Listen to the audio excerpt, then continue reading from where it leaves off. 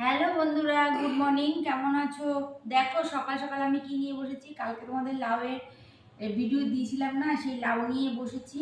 আর লাউ কাটছি, চিংড়ি মাছ দিয়ে লাউ দিয়েও হবে। সকালবেলা ওইদিকে রান্না বসে গেছে। ওই দেখো ভাত উপর দিয়ে দিয়েছি, পেছনে দেখো ওই যে ভাত উপর দিয়ে দিয়েছি। ভাত হয়েছে পেঁপে সিদ্ধ না, কলা সিদ্ধ, আলু সিদ্ধ, তারপরে সিদ্ধ ভাত করা হয়েছে। সকালে আজকে সিদ্ধ ভাত খাওয়া হবে। তবে পরে আরেকটা ভিডিওতে তোমার সঙ্গে কথা হবে।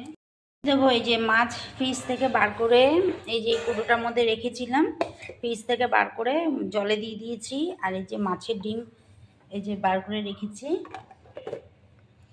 এই দুটো এখন আপাতত বার করে রেখেছি। এটা বরফটা গলুক, তার মধ্যে ভাত খেয়ে নিই আমরা।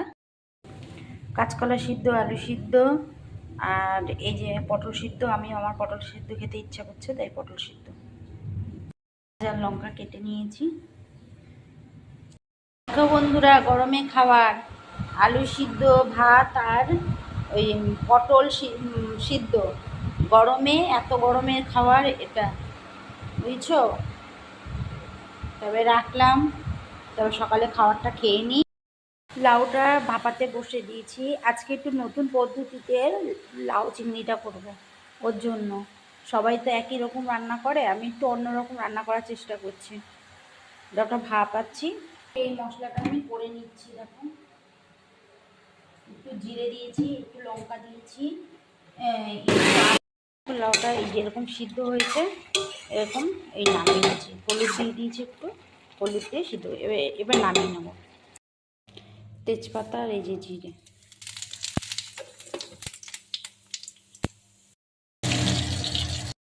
দিলাম, কিন্তু হলুদটা দিলাম না, কেন হলুদটা লাউয়ের মধ্যে দেয়া আছে। এবারে এর থেকে তেলটা এই যে ছেড়ে ছেড়ে আসছে। এবারে কাঁচা চিংড়ি মাছটা দিয়ে দেবো। তবে কি হবে, চিংড়ি মাছের ফ্লেভারটা থাকবে।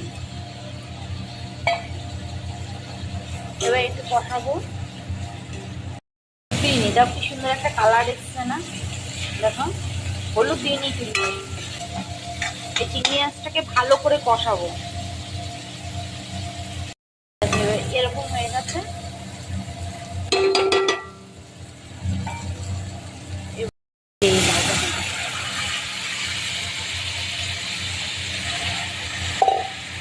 লাউটা দিয়ে দিন।